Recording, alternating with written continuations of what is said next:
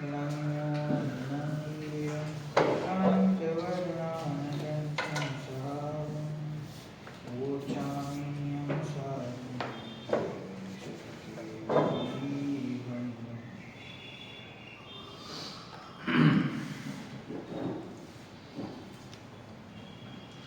सार जीव अधिकार पृष्ठ क्रमांक 35 છે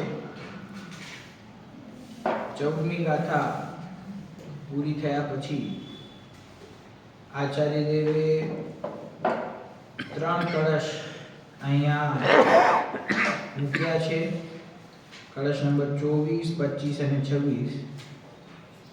એમાં 24 અને 25 નંબરના કળશની આપણે ચર્ચા કાલે કરી હતી, જેની અંદર આચાર્ય દેવનો ભાવ ખાલી એટલો જ છે કે વર્તમાનમાં આ સંસાર દશામાં જીવને વિભાવ ભાવ પ્રગટ છે, મતિ શુદ્ધ જ્ઞાન પ્રગટ છે, ચક્ષુ દર્શન પ્રગટ છે. એવા કાળમાં પણ જે જીવ વિભાવ પરથી દૃષ્ટિ હટાવીને પરદ્રવ્યથી ઉપયોગને પાછો વાળીને પોતાના સમયસાર સ્વરૂપ શુદ્ધાત્માનો અનુભવ કરે છે, તે જીવ મોક્ષ લક્ષ્મીને પ્રાપ્ત કરે છે. 2 છંદોની અંદર 2 જુદા જુદા શબ્દો મૂક્યા. 24મા છંદમાં પરભાવ હોવા છતાં અને 25મા છંદમાં એ રીતે પર ગુણ પર્યાયો હોવા છતાં કે વર્તમાન દ્રષ્ટિથી જોઈએ તો જીવ અત્યારે કેવો દેખાય છે કે જેને આપણે જે જ્ઞાન ઉપયોગ અને દર્શનોપયોગના ભેદોની ચર્ચા કરી એમાંથી જે ભાવોને આચાર્ય દેવે વિભાવની શ્રેણીમાં મૂક્યા છે તે ભાવ જીવને અત્યારે વર્તમાનમાં પ્રગટ છે. ગુણોનું વિપરીત પરિણમન થઈ રહ્યું છે. જ્ઞાન છે કર્મ સાપેક્ષ દશા એમની પ્રગટ છે, જ્ઞાનની અને દર્શનની. તો એવા કાળમાંથી એવી સ્થિતિમાંથી જીવ પોતાના લક્ષ્યને અનંત સુખને કેવી રીતે પ્રાપ્ત કરી શકે કે ભાઈ વર્તમાનમાં તો કર્મથી બંધાયેલો છે, વર્તમાનમાં એનું જ્ઞાન છે એ થોડુંક જ પ્રગટ છે, વર્તમાનમાં એનો સ્વભાવનો અંશ પ્રગટ બહુ ઓછો છે. તો એવી સ્થિતિમાં પોતાના શુદ્ધાત્માને પ્રાપ્ત કરીને અને કાર્ય શુદ્ધ પર્યાય એટલે કે સિદ્ધ દશા કેવી રીતે પ્રગટ કરે છે? કાર્ય સ્વભાવ જ્ઞાનોપયોગ, કાર્ય સ્વભાવ દર્શનોપયોગ, એની પ્રાપ્તિ જીવને કેવી રીતે થાય? તો કહ્યું કે ભાઈ ભલે બહારમાં જ્ઞાનાદિની વિભાવ પરિણતિ પ્રગટ છે, છતાં પણ એને ગૌણ કરીને અંતરંગમાં દ્રષ્ટિ કરતા સહજ ગુણોની અનંત ખાણ રૂપ પોતાનો શુદ્ધાત્મા છે, જે પૂર્ણ જ્ઞાન ચૈતન્ય વૈભવ સાથે વિદ્યમાન છે. એનો અનુભવ જે જીવ કરે છે, એની જે જીવ દ્રષ્ટિ કરે છે, એ તીક્ષ્ણ બુદ્ધિ શબ્દ વાપર્યો આચાર્ય દેવે. એ તીક્ષ્ણ બુદ્ધિ પુરુષ અથવા એ શુદ્ધ દ્રષ્ટિ પુરુષ અત્યંત શીઘ્રતાથી મોક્ષને પ્રાપ્ત કરે છે. તેથી આચાર્ય દેવે ઉપદેશ આપ્યો કે તેથી હે ભવ્ય શાર્દૂલ એટલે ભવ્યોમાં ઉત્તમ જીવ, તું જે આત્માને ભજી રહ્યો છે, જેની આરાધના કરી રહ્યો છે, એની શીઘ્ર આરાધના કર. કેમ કે તે તું જ છે. જે સમયસાર સ્વરૂપ ભગવાન આત્માની વાત છે એ કોઈ બીજાની વાત નથી, એ તારી પોતાની વાત છે. એટલે તેનો તું અનુભવ કર. બરાબર. હવે આગળ 26મા નંબરનો છંદ છે, કળશ છે, પેજ નંબર 35 અને 36 ઉપર છે. પૃથ્વી છંદ છે આ. ક્વચિલ્લ સતી સદગુણૈઃ ક્વચિદ શુદ્ધ રૂપૈર ગુણૈઃ. અડધું વાંચ્યું છે. ક્વચિલ્લ સતી સદગુણૈઃ क्वचिल्लसति सद्गुणैः क्वचिदशुद्धरूपैर्गुणैः क्वचित् सहजपर्ययैः क्वचिदशुद्धपर्यायकैः सनातमपि जीवतत्त्व मनाथं समस्तैरिदं नमामि परिभावयामि सकलार्थ सिद्ध्यै सदा जो सूचे श्लोकार्थ जीव तत्व क्वचित सद्गुणों सहित विलसे छे। आ पेलो शब्द छे ने छंदમાં क्वचित लसति सद्गुणैः जीव क्वचित सद्गुणों सहित विलसे छे એટલે દેખાય છે કોઈ અપેક્ષાએ ક્વચિત એટલે કોઈ અપેક્ષાએ જીવ તત્વ કોઈ અપેક્ષાએ સદ્ગુણો સહિત દેખાય છે ક્વચિત અશુદ્ધ રૂપ ગુણો સહિત વિલસે છે એટલે કોઈ અપેક્ષાએ એના સ્વરૂપનો વિચાર કરતા તે સદ્ગુણો સહિત છે કોઈ અપેક્ષાએ તેનો વિચાર કરતા તે અશુદ્ધ રૂપ ગુણો સહિત વર્તે છે અશુદ્ધ રૂપ ગુણ એટલે કે ગુણોની અશુદ્ધ પરિણતિ ગુણ અશુદ્ધ નથી અશુદ્ધ રૂપે પરિણમેલા ગુણ છે તેનાથી સહિત જીવ દેખાય છે કોઈક વખતે શુદ્ધતાથી પરિણમેલા જે ગુણો છે એનાથી સહિત દેખાય છે क्वचित सहज पर्यायो सहित विलसे छे कोई अपेक्षाए ते पोतानी सहज पर्यायो स्वभाव पर्यायो छे तेनाथी सहित विलसे छे अने क्वचित अशुद्ध पर्यायो सहित विलसे छे कोईक समये कोईक अपेक्षाए एने जोता तेने अशुद्ध पर्यायो छे एटले आ निश्चयनी अने व्यवहारनी जे जुदी जुदी अपेक्षाओ छे जेनाथी वस्तुना स्वरूपनो निर्णय करवामां आवे छे एनी वात अहींया करी रह्या छे के जीवना गुण शुद्ध छे तो ए दृष्टिए जोता जीव शुद्ध देखाय छे ए गुणोनुं वर्तमान परिणमन अशुद्ध छे तो ए अशुद्ध परिणतिथी अभेद जोता ए जीव अशुद्ध देखाय छे कोईक समये जो तमे एनी स्वभाव पर्यायो जोवो छो एटले के गुणोनी जे अर्थ पर्याय प्रगट थई रही छे ए दृष्टिए जोता ए शुद्ध देखाय छे અને વિકારી ભાવ રૂપે પરિણમતો જોવો છો એને તો તે અશુદ્ધ પણ દેખાય છે અશુદ્ધ પર્યાયોથી સહિત છે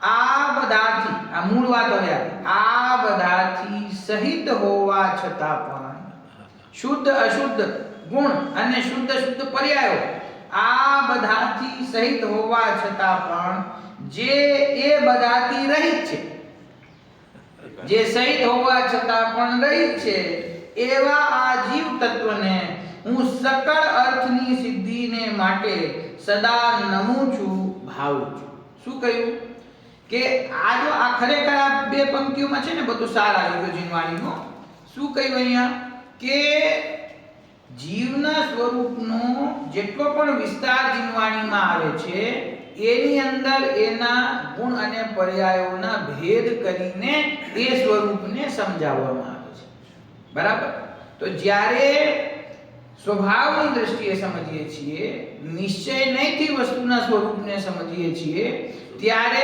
परद्रव्य अने परभावथी रहित वस्तु ख्यालमां आवे छे तो ए वस्तु शुद्ध छे जे द्रव्य छे ते त्रिकाल शुद्ध एना अनंत गुण एमां अविनाभावीपणे રહેતા હોવાથી એનો પોતાનાના આત્મા સાથે તાદાત્મ્ય સંબંધ હોવાથી તે ગુણો પણ ત્રિકાળ શુદ્ધ છે બરાબર અને વર્તમાનમાં એ ગુણોનું બે પ્રકારનું પરિણમન છે એક સમ્યક પરિણમન છે અથવા મિથ્યા પરિણમન છે તો મિથ્યા પરિણમનથી સહિત આત્માને જોતા એ આત્મા વિકારી દેખાય છે વિભાવવાળો દેખાય છે સમ્યક પરિણમનથી સહિત જોતા તે આત્મા શુદ્ધ દેખાય છે પરંતુ આચાર્ય કહે છે કે જે જીવ તત્વ છે ને એ આ બધી અપેક્ષાઓથી આ બધા ભાવોથી સહિત હોવા છતાં ખરેખર રહી છે એટલે એ તો જેવો છે તેવો છે એના સ્વરૂપને સમજવા માટે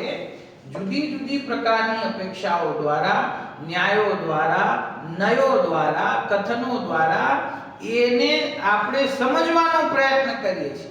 સમજવા માટે ભેદ કરવામાં આવ્યા છે. અશુદ્ધ નિશ્ચય નહીંથી આત્મા અશુદ્ધ છે. એક દેહ શુદ્ધ નિશ્ચય નહીંથી એક દેહ શુદ્ધ છે. અને પરમ શુદ્ધ નિશ્ચય નહીંથી જુઓ તો આત્મામાં કેવળ જ્ઞાન પણ નથી. તો આ જેટલી પણ અપેક્ષાઓ છે એ અપેક્ષાઓ જીવના સ્વરૂપને સમજવા માટે છે. જીવ જુદા જુદા ચશ્માથી જુદા જુદા પ્રકારનો દેખાય છે, પરંતુ ખરેખર એક પણ એનું એવું સ્વરૂપ છે. એ તો ત્રિકાળ પરંપરાનામિક ભાવ સ્વરૂપ વસ્તુ છે. ત્રણેય કાળ છે અને છે. એમાં ગમે તેવા વિકારી અથવા અવિકારી ભાવ થાય, અપૂર્ણ અથવા પૂર્ણ દશા પ્રગટ થાય, ક્યારેક મિથ્યા દર્શન હોય, ક્યારેક સમ્યક દર્શન થાય, સંસારની અવસ્થાનો ભાવ થઈને સિદ્ધ દશા પ્રગટ થાય, પરંતુ જે પોતાનો ત્રિકાળ સ્વભાવ છે એ આ સમસ્ત પર્યાયોમાં વિદ્યમાન હોવા છતાં એનાથી રહિત છે. આ બધાથી સહિત હોવા છતાં એનાથી રહિત છે. કર્મ સાપેક્ષ જેટલી દશા જીવને પ્રગટ થાય છે, કોની દશા છે તો કે જીવની દશા છે. પણ જીવની દશાથી જીવ રહિત છે. સમજી? ગુણસ્થાન છે તો ગુણસ્થાન કોના ગુણસ્થાન છે? કે જીવના ગુણસ્થાન છે. પછી એમ કે જે ગુણસ્થાન જીવના છે એ ગુણસ્થાનોથી એ જીવ અતીત છે. ગુણસ્થાન અતીત છે. એ ગુણસ્થાન જીવમાં નથી. ગુણસ્થાન કોના? જીવના. તો જીવ ગુણસ્થાનથી સહિત છે કે નહીં? કે સહિત હોવા છતાં રહિત છે. બરાબર.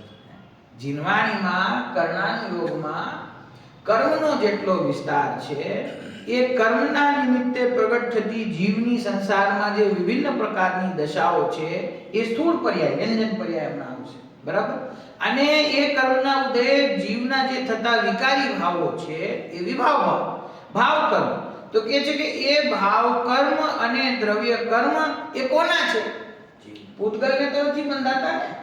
દ્રવ્ય કર્મ, ભાવ કર્મ અને શરીર આદિ સંબંધિત રૂપ નો કર્મ એ ત્રણેય કોના છે? છે જીવના. જીવના હોવા છતાં, જીવ એનાથી સહિત હોવા છતાં ખરેખર તો રહિત છે. કર્મ જીવને બંધાય છે પણ જીવ કર્મથી રહિત છે.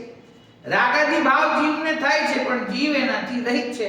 તો આ એક શ્લોકની અંદર, આ એક છંદની અંદર આચાર્ય દેવે પ્રમાણનો વિષય પણ કહી દીધો અને પ્રમાણમાંથી જુદો જે દ્રષ્ટિનો વિષય છે એની પણ વાત કરી. બરાબર.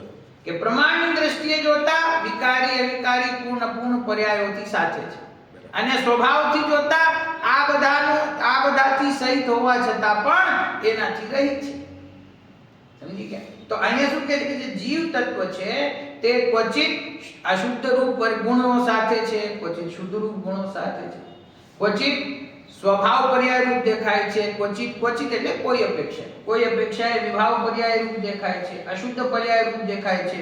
પરંતુ ખરેખર તો આ બધાથી સહિત હોવા છતાં પણ જે એ બધાથી રહિત છે એવા આ જીવ તત્વને હું સકળ અર્થની સિદ્ધિને માટે સદા નમું છું. તમને ખ્યાલ આવે છે ભાઈ? ખ્યાલ આવે છે ને? આ શું સમજાવે છે અહીંયા? કે જે પરિણતિ છે એ પરિણતિ તો પલટતી પરિણતિ છે, પરંતુ જે ત્રિકાળી ધ્રુવ સ્વભાવ છે એ સદાકાળ એવો ને એવો છે. એ ક્યારેક અશુદ્ધ થાય અને પછી ક્યારેક શુદ્ધ થાય એવું નથી. આને જો સરળ ઉદાહરણ તમને આપું સમજવા માટે, કે એક અભિનેતા હોય છે, એક્ટર હોય છે, તો એ અભિનેતા પોતાના જીવન દરમિયાન સેંકડો પિક્ચરોમાં કામ કરે, નાટકોમાં કામ કરે. તો જુદી જુદી પિક્ચરમાં જુદા જુદા એમાં રોલ જુદા જુદા કરે ને, જુદો જુદો અભિનય કરે. એ જ વ્યક્તિ ક્યારેક હીરો બની જાય છે, એ જ ક્યારેક વિલન બની જાય છે, એ જ ક્યારેક પિતા બની જાય છે, એ જ ક્યારેક પુત્ર બની જાય છે. તો એની સ્થિતિ પલટાતી છે ને. એ જ કોઈ પિક્ચરમાં બિઝનેસમેન છે, એ જ કોઈ પિક્ચરમાં ઇન્સ્પેક્ટર છે, એ જ કોઈ પિક્ચરમાં ચોર છે. એ જ વ્યક્તિ ચોર પણ બને છે ને ઇન્સ્પેક્ટર પણ બને છે. તો એ વ્યક્તિનું ખરેખર સ્વરૂપ શું છે? કે આ બધા અભિનયના પાત્ર જે ભજવી રહ્યો છે એ પાત્રોથી સહિત હોવા છતાં પણ ખરેખર તો એ નથી રહી જ છે. બરાબર. કોઈ બે ચાર તો એવા પ્રસિદ્ધ ઓલા થઈ ગયા ને વિલન, એને આખું જીવન એને એવા જ રોલ કર્યા નેગેટિવ, તો તમને સામે મળે તો તમને ઈ થાય કે આ તો ઓલો ખરાબ માણસ છે, તો એ ખરાબ માણસ છે, ઈ તો અભિનેતા છે, ઈ તો અભિનય કરી રહ્યો છે. એના જીવનમાં એક સદાચરણ યુક્ત સામાન્ય સંસ્કારી વ્યક્તિ હોઈ શકે છે, પણ એ અભિનય એવો કરી રહ્યો છે, તો એનું મૂળ સ્વરૂપ અને એની પડદા ઉપર દેખાતી એની સ્થિતિ એ બેમાં કોઈ મેળ નથી ને, તો બદલાતી હોય છે, પરંતુ વ્યક્તિ તો જેવો છે એવો છે. બરાબર. તમે રામાયણ જોવો તો રામ ઉપર તમને રાગ આવે ને રાવણ ઉપર ક્રોધ આવે, પછી પાછળથી ફોટો આવે કે રામ રાવણ ગળામાં હાથ નાખીને એક સાથે ફોટો પડાવે છે. તો એ કેમ કે ઈ વ્યક્તિ જુદો છે અને એની વર્તમાન દેખાતી સ્થિતિ જુદી છે.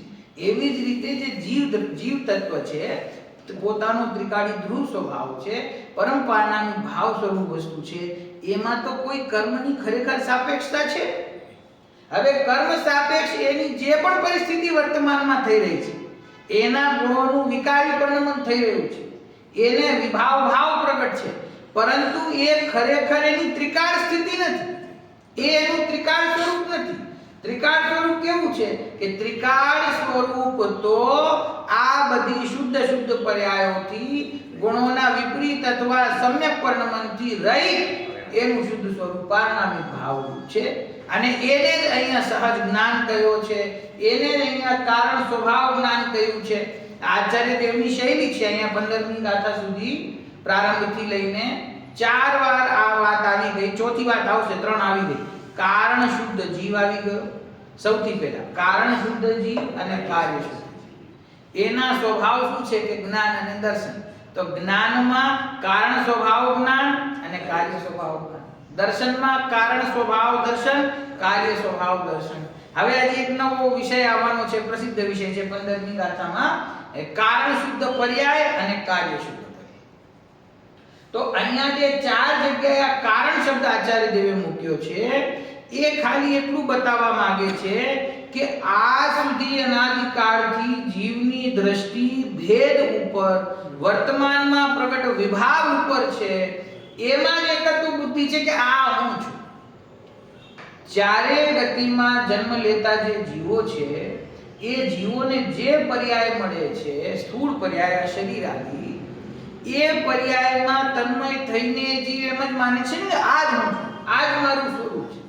અને કર્મના ઉદયથી એને જે કંઈ અંતરંગમાં મોરા દ્વેષ રૂપી ભાવો છે, એ ભાવોમાં એનું હમપણું છે ને કે આ હું છું ને આ મારા ભાવો છે.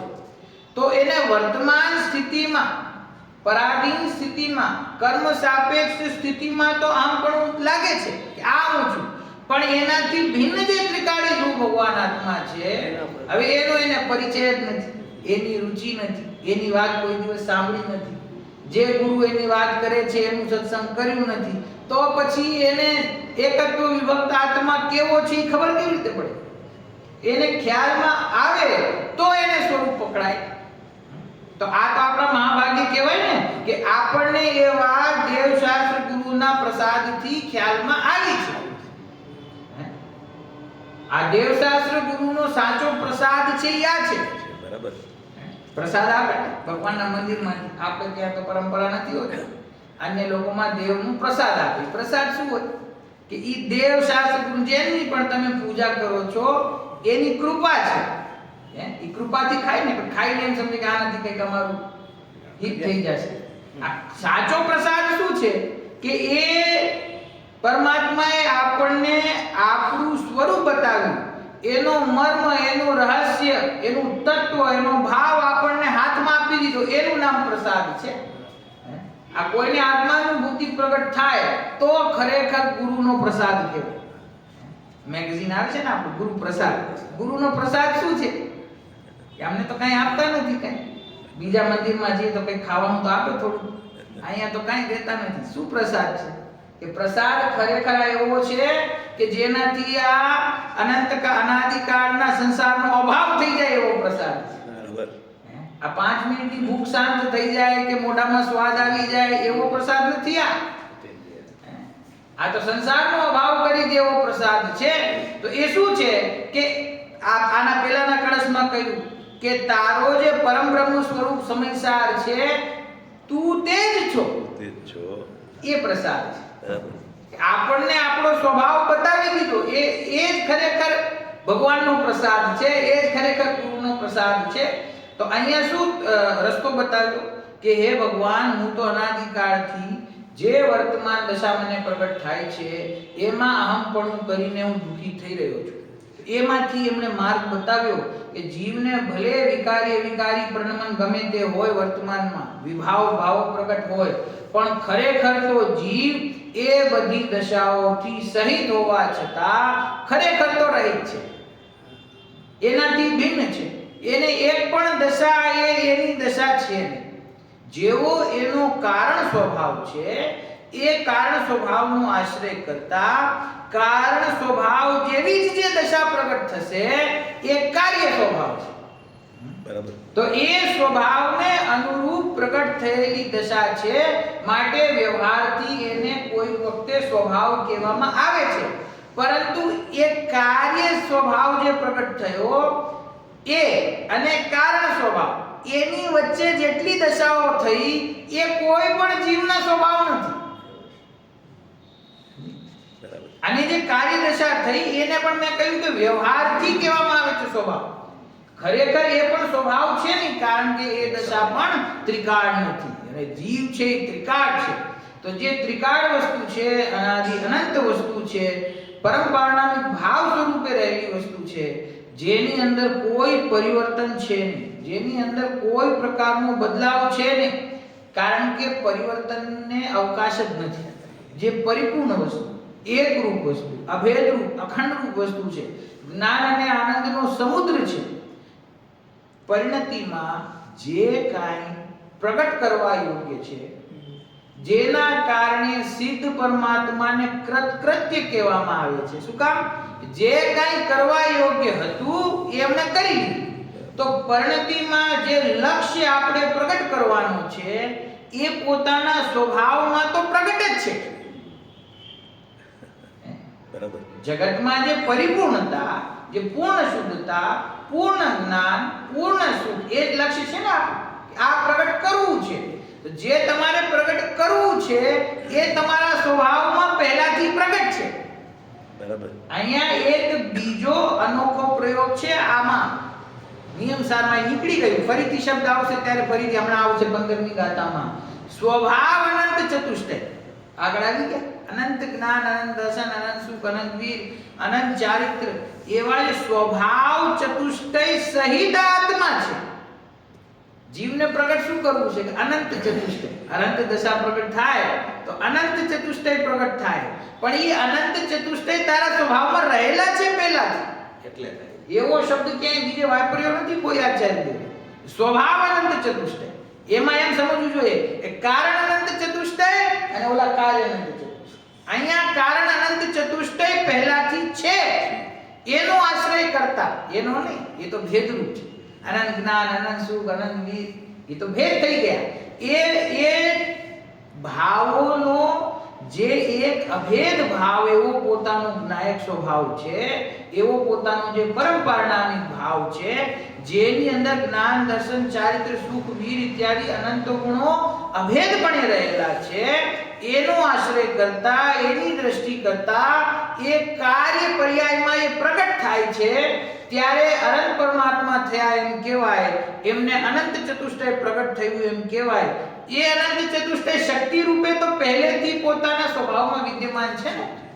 તો એ એવા સ્વભાવનો આશ્રય કરવો, એવો અહીંયા આચાર્ય દેવનો ઉપદેશ છે. અહીંયા જો વિષય છે ને, થોડો ભાષા છે આચાર્ય દેવની, નિયમસારની ટીકા છે, થોડીક અઘરી છે. એમની ભાષા શૈલી થોડીક જુદી છે, અમૃતચંદ્રાચાર્ય દેવ કરતા જુદી શૈલી છે.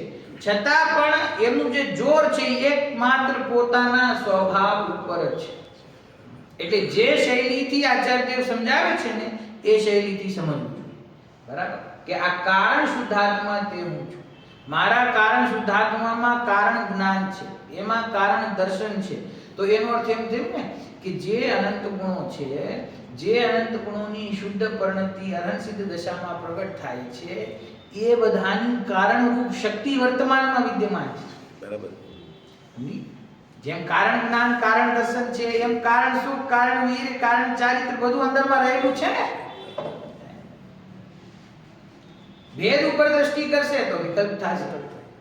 એકવાર જ્ઞાનનો વિષય આ વસ્તુ બની ગઈ, ભેદ છે એ જ્ઞાનના વિષય બની ગયા, પછી એ ભેદ તો ખરેખર વસ્તુ સ્વરૂપને સમજવા માટે છે. વસ્તુ તો ખરેખર અભેદ છે, વસ્તુની અંદર કોઈ ભેદ હોતા નથી, એને સમજવા માટે ભેદ કરવામાં આવે છે. બરાબર.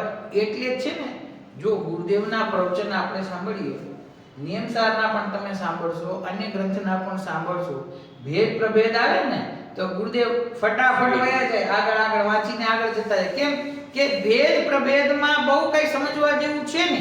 કોઈક વાર તો એમ કહી દે કે તમે અંગત પોતાની મેળે સ્વાધ્યાય કરી લેજો, પોતે વાંચી લેજો. આ ભેદ આચાર્ય દેવ પણ એવું લખી દે.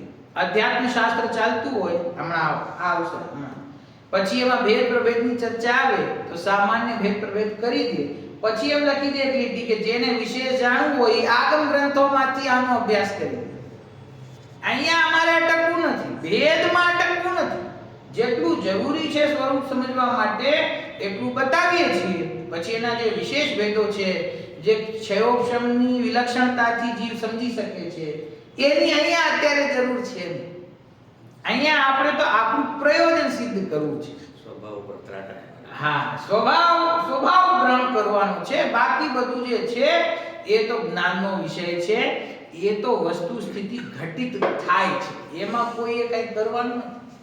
કર્મની આટલી ચોથા ગુણ સ્થાનથી લઈને 14મા ગુણ સ્થાનમાં મોક્ષ માર્ગમાં પણ જે કર્મોની સ્થિતિ પ્રત્યેક ગુણ સ્થાનમાં બદલે છે, પરિવર્તન થાય છે, તમે જો એનો અભ્યાસ ઊંડાણથી કરવા જાઓ તો આખું જીવન નીકળી જાય.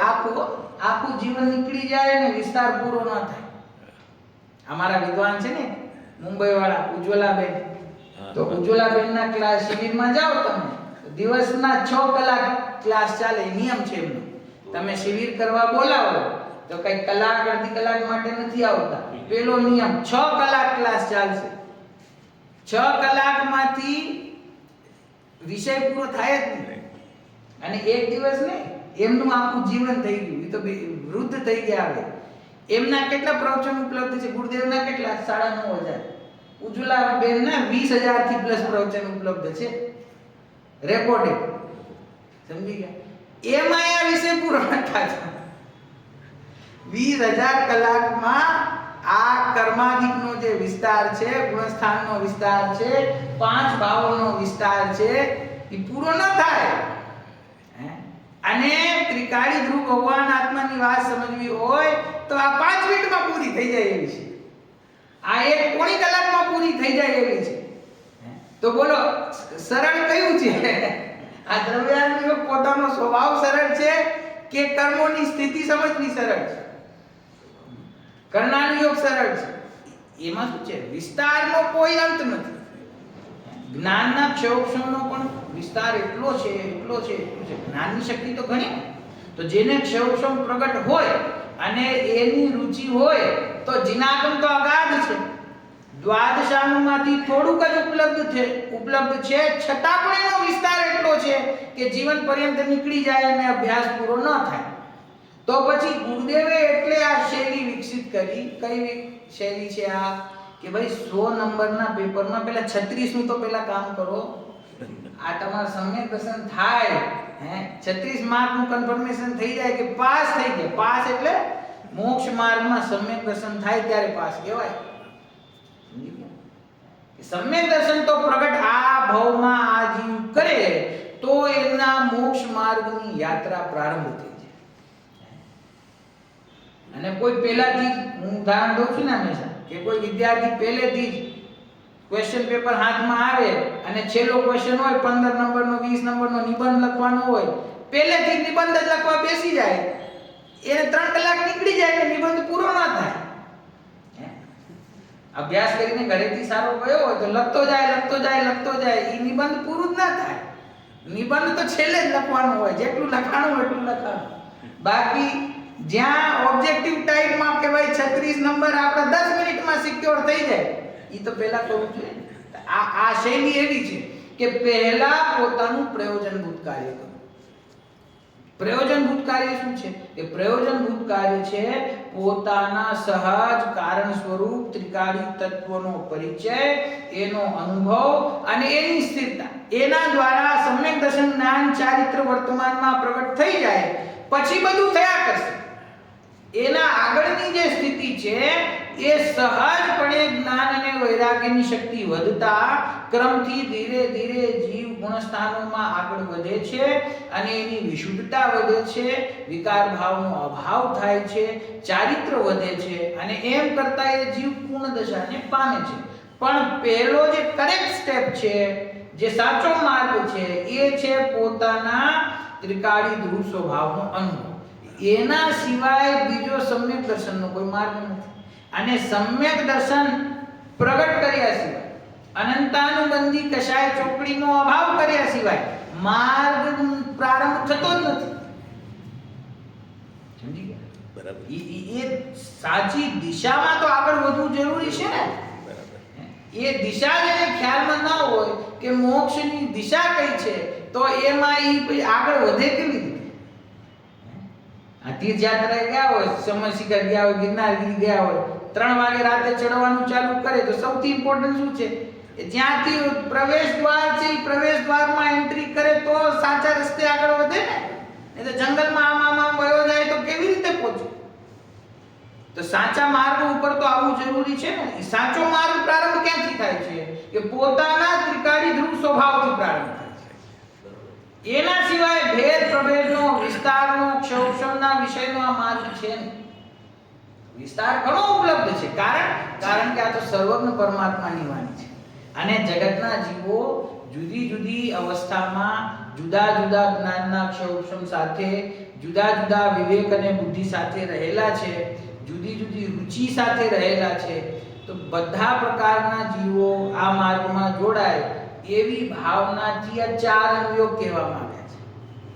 પણ જે જીવને પ્રમાણથી દ્રવ્યગુણ પર્યાયનું સ્વરૂપ ખ્યાલમાં આવી ગયું હોય એને પછી બીજે ક્યાંય રોકાવું યોગ્ય નથી. એને તો આ જ્યાં સુધી આપણું પ્રયોજન સિદ્ધ ના થાય ત્યાં સુધી આ માર્ગ ઉપર જ આગળ વધવાનું છે. આચાર્યએ કહ્યું કે જે આત્માને તું ભજી રહ્યો છે એને તું શીઘ્રતાથી ભજ. આની પહેલાના શ્લોકમાં કહ્યું જેને તું ભજી રહ્યો છે એને શીઘ્રતાથી ભજ. કેમ કે તું તે જ છો, બીજો કોઈ તારો માર્ગ છે નહીં. એના સિવાય આવ્યું ને કે મોક્ષના ઈચ્છુઓને એ જ માર્ગ પ્રસિદ્ધ છે. કારણ એના સિવાય બીજો કોઈ માર્ગ છે જ નહીં. બરાબર? તો અહીંયા કહે છે કે આ બધાથી સહિત હોવા છતાં, એટલે કે શુદ્ધ અને અશુદ્ધ, સ્વભાવ અને વિભાવ, ગુણ પર્યાયોથી સહિત હોવા છતાં પણ જે એ બધા ભાવોથી રહિત છે એવા આ જીવ તત્વને હું સકળ અર્થની સિદ્ધિને માટે સદા નમું છું, ભાવું છું. સમસ્ત અર્થની સિદ્ધિ, જે કઈ પ્રયોજનની સિદ્ધિ જીવનમાં છે એ સમસ્ત પ્રયોજનની સિદ્ધિ માટે હું આ જીવ તત્વને નમસ્કાર કરું છું. એમ નથી કહ્યું ભગવાનને નમસ્કાર કરું, કારણ કે સકળ પ્રયોજનની સિદ્ધિ સ્વયંથી થશે, પોતાથી જ થશે. અન્ય કોઈ તમારા સુખરૂપ પ્રયોજનની સિદ્ધિ કરવામાં અસમર્થ છે. અનંત પરમાત્મા પાસે જાય, એમની પૂજા ભક્તિ કરે, એમાં એને કદાચિત પુણ્યનો બંધ થાય. પુણ્યનો બંધ થાય તો ઉદયમાં આવે તો એને લૌકિક પ્રયોજનની સિદ્ધિ થાય. શું થાય? લૌકિક પ્રયોજનની સિદ્ધિ થાય, પરંતુ સકળ અર્થની સિદ્ધિ નહીં થાય. સકળ પ્રયોજનની સિદ્ધિ નહીં થાય. કે સકળ પ્રયોજન શું છે? અનંત સુખ. સકળ પ્રયોજન એટલે શું? અંતિમ પ્રયોજન શું છે જીવનનું? કે મને એવું સુખ પ્રગટ થાય કે એનો પછી ક્યારે અભાવ ન થાય. મને એવી નિર્વિકલ્પ દશા પ્રગટ થાય કે જેનો પછી ફરીથી અભાવ ન થાય. મને એવી દશા મળે કે મારે ફરીથી સંસારમાં દુખી ન થવું પડે. એવું પ્રયોજન મને કોણ સિદ્ધ કરી કરી આપે? પોતાનું. એવું પ્રયોજન કોણ સિદ્ધ કરી આપે કે અનંત પરમાત્મા પણ તને આ પ્રયોજનની સિદ્ધિ કરાવવામાં અસમર્થ છે? એ તને માર્ગ બતાવશે. એ માર્ગ ઉપર ચાલીને પુરુષાર્થ કરીને એ પ્રયોજનની સિદ્ધિ તો તારે જ કરવી પડશે. એમાં બીજા કોઈ એ પ્રયોજનની સિદ્ધિ નહીં કરી દે. બરાબર? એટલે સકળ અર્થની સિદ્ધિને માટે હું સદા નમું છું, ભાવું છું, નમસ્કાર કરું છું. અને અધ્યાત્મ શાસ્ત્રોમાં એક જ વાત કે નમસ્કાર કરું છું, ભાવું છું, ભજું છું, એનો અર્થ હું પોતાના સ્વભાવમાં સ્થિર થાઉં છું. અહીંયા બીજી કઈ પૂજા નથી. પૂજા એટલે શું? પોતાના સ્વભાવમાં સ્થિર થવું. એ જ એમાં નમવું, એવો એનો અર્થ છે. બરાબર? જીવ દ્રવ્ય અને જીવ તત્વનો ડિફરન્સ. હા, એટલે જીવ દ્રવ્ય અને જીવ તત્વમાં તો એવું છે કે 6 દ્રવ્ય છે. 6 દ્રવ્યોમાં એક જીવ દ્રવ્ય છે. તો પૂતગલ ધર્મ આકાશ કાળની સમકક્ષ એક ચૈતન્ય જ્ઞાન દર્શન ઉપયોગ વાળો જે દ્રવ્ય છે એ જીવ દ્રવ્ય છે. જગતમાં જેટલા ચૈતન્ય સ્વભાવી દ્રવ્યો છે એ બધા જીવ દ્રવ્ય છે. અને એ જીવ દ્રવ્યોમાં હું છું, હું જીવ દ્રવ્ય છું. તો મારા પ્રયોજનની સિદ્ધિ અન્ય જીવ દ્રવ્યના આશ્રય નહીં થાય. મને મારા આશ્રયે મારા પ્રયોજનની સિદ્ધિ થશે. તેથી હું સ્વયં માટે જીવ તત્વ છું. સમજી ગયા? જીવ દ્રવ્ય તો છું જ, પણ જીવ દ્રવ્યમાં જે પ્રયોજનની સિદ્ધિ અર્થે આશ્રય કરવા યોગ્ય વસ્તુ છે તે આ હું જીવ તત્વ છું. પછી અધ્યાત્મ અપેક્ષાએ બધી સૂક્ષ્મતાથી વિચાર કરે તો કે પછી દ્રવ્ય કર્મ, ભાવ કર્મ, નો કર્મથી રહી જે શુદ્ધાત્મા કહેવામાં આવ્યો એને પણ જીવ તત્વ કહેવાય છે. બરાબર છે? પણ એ જીવ તત્વમાં અહીંયા તો હજી સામાન્ય અપેક્ષા છે. કેમ કે આચાર્યદેવે કહ્યું કે જીવ તત્વ ક્વચિત સદગુણો સહિત વિલસે છે, દેખાય છે. અને જીવ તત્વ ક્વચિત અશુદ્ધ રૂપ ગુણો સહિત વિલસે છે. તો જો આ વાત પરંપારણામિક ભાવ સ્વરૂપ ત્રિકાળી ધ્રુવ વસ્તુની હોત તો પછી શુદ્ધ અને અશુદ્ધ બંનેની વાત ના આવે. એટલે અહીંયા સામાન્ય અર્થમાં જીવ તત્વનો પ્રયોગ છે. પછી એનો જ બે લીટી પછી વિશેષ કે એ જે જીવ તત્વ છે એ આ બધાથી સહિત હોવા છતાં પણ ખરેખર રહે છે. બરાબર? ચલો 15મી ગાથા 5 મિનિટ છે, આપણે પહેલા વાંચી લઈએ, સામાન્ય અર્થ વાંચી લઈએ, પછી આગળ લઈશું. પ્રાકૃતમાં પેજ નંબર 36. નરનારયતિર્યસુરા. જો આમાં શું છે? નર, નાર, તિર્યંચ અને સુર દેવ 4 ગતિ છે ને એ વાત છે. નરનારયતિર્યસુરા પજ્જાયાતે વિહાવમિતિ ભણિદા. પજ્જાયાતે વિહાવમિતિ ભણિદા. કમ્મોપાધિ વિવર્જ્ય. કમ્મોપાધિ વિવર્જ્ય. પજ્જાયાતે સહાવમિતિ ભણિદા. પજ્જાયાતે સહાવમિતિ ભણિદા. જો તમને આ ખાલી મને રુચિ થાય થોડીક શીખડાવવાની કે આ પ્રાકૃત છે, અઘરું નથી. તમે વાંચો ને, હજી મેં નીચે આપણે કાંઈ નથી જોતા. જુઓ, નર, નારે, તિર્ય, સુરા. નર એટલે મનુષ્ય, નારે એટલે નારદ, તિર્ય એટલે તિર્યંચ, સુરા એટલે દેવ. પજ્જાયા આ બધી ચારે પર્યાયો તે વિહાવમ ઇતિ ભણિદા, તે વિભાવ છે એવું ભણિદા આચાર્ય દેવોએ ભગવંતોએ કહ્યું છે. પછી નીચે કર્મોપાધિ વિવર્જ્ય, કર્મોપાધિથી વિવર્જિત, કર્મોપાધિથી રહિત જે પજ્જાયા છે, જે પર્યાયો છે તે સહાવમ ઇતિ ભણિદા, તે સ્વભાવ છે એવું કહેવામાં આવે છે. જે કર્મોપાધિથી સહિત 4 પ્રકારની પર્યાયો છે, દેવ, નારદ, તિર્યંચ અને મનુષ્ય, એ વિભાવ છે. અને કર્મોપાધિથી રહિત છે તે સ્વભાવ છે. બસ એટલી ગાથા છે. જુઓ ગુજરાતી અનુવાદ આપો. તિર્યંચ નારદ દેવ નર પર્યાય વૈભાવિક કયા. પર્યાય કર્મોપાધિ વર્જિત તે સ્વાભાવિક ભાવ મનુષ્ય, નારક, તિર્યંચ ને દેવરૂપ પર્યાયો તે વિભાવ પર્યાયો કહેવામાં આવ્યા છે અને કર્મોપાધિ રહિત પર્યાયો તે સ્વભાવ પર્યાયો કહેવામાં આવ્યા છે. આ છે ને બે બાજુ નોર્થ પોલ ને સાઉથ પોલ છે. આમાં શું છે?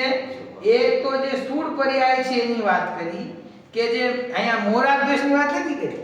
આ વ્યંજન પર્યાય, આ જીવ અને આ શરીર બંને ભેગા મળીને જે પર્યાય વર્તમાન દશા છે એની વાત છે કે મનુષ્ય, નારક, તિર્યંચ ને દેવરૂપ પર્યાયો છે તે વિભાવ પર્યાયો કહેવામાં આવ્યા છે. આ કેવી પર્યાયો કઈ? શું કામ વિભાવ? તો કે છે કે એ કર્મોપાધિ સહિત છે. આ કેવી પર્યાયો છે? કે કર્મના ઉદયના નિમિત્તે પ્રાપ્ત થયેલી પર્યાય છે ને. નામ કર્મ છે, આયુ કર્મ છે, એના નિમિત્તે આ જીવને આ ચાર ગતિ રૂપ શરીર મળે છે ને. તો એ મનુષ્ય થયો અથવા તિર્યંચ થયો, દેવ થયો, નારકી થયો. તો આ બધી પર્યાયો કેવી છે? આપણે આત્માની પર્યાયો નથી, આ સ્વભાવ પર્યાય નથી. આ કર્મ સાપેક્ષ પ્રગટ થયેલી દશા છે, માટે વિભાવ પર્યાય છે. બરાબર?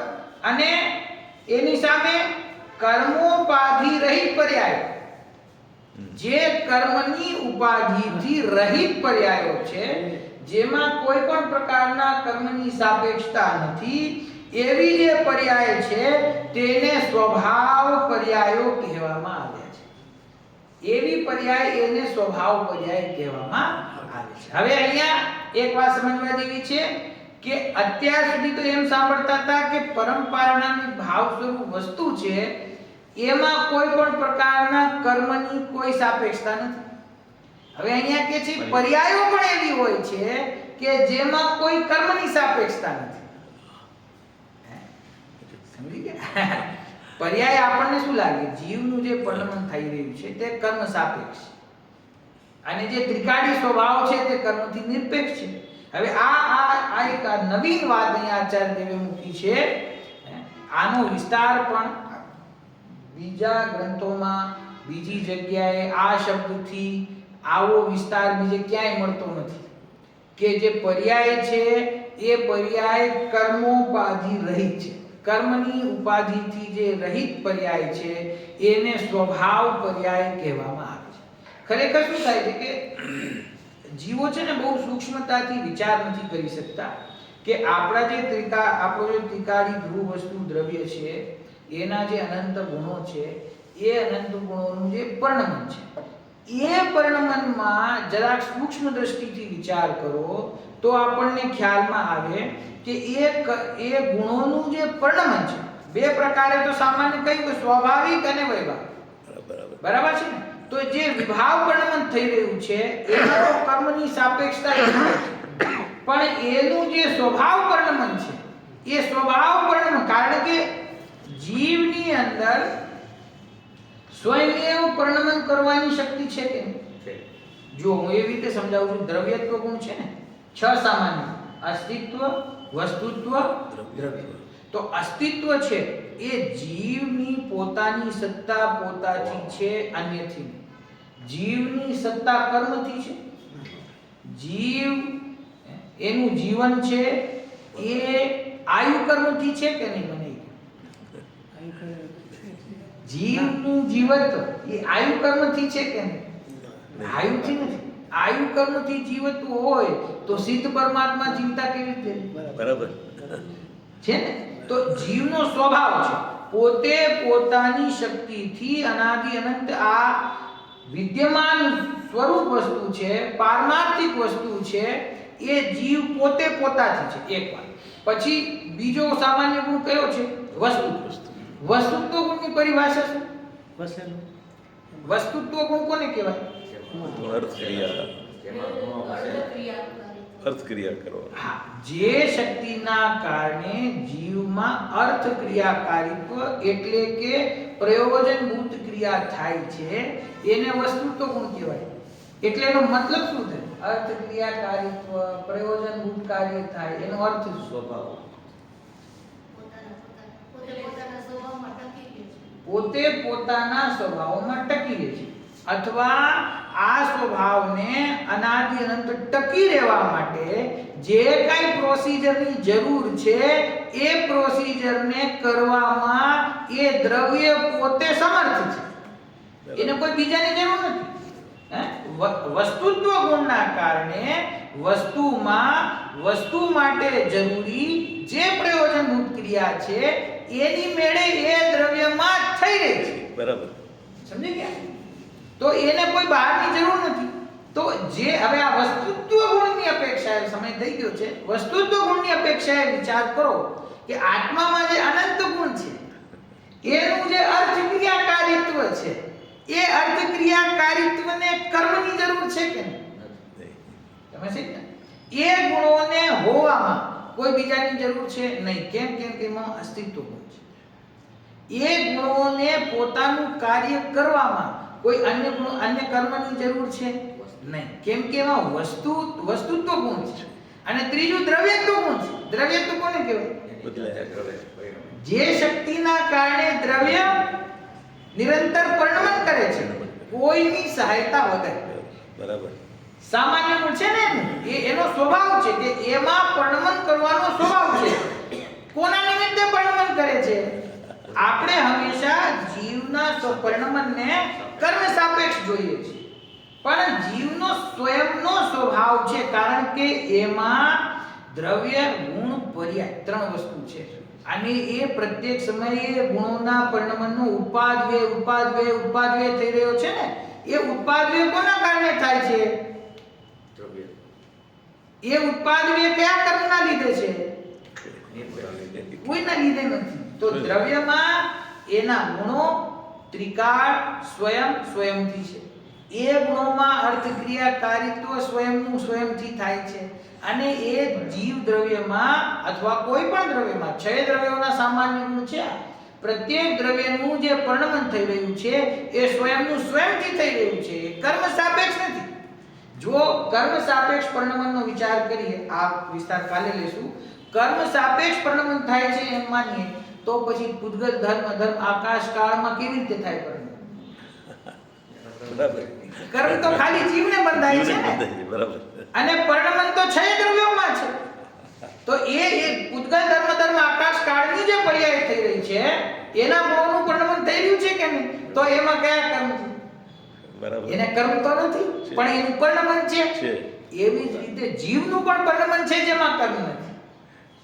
સમજી ગયા?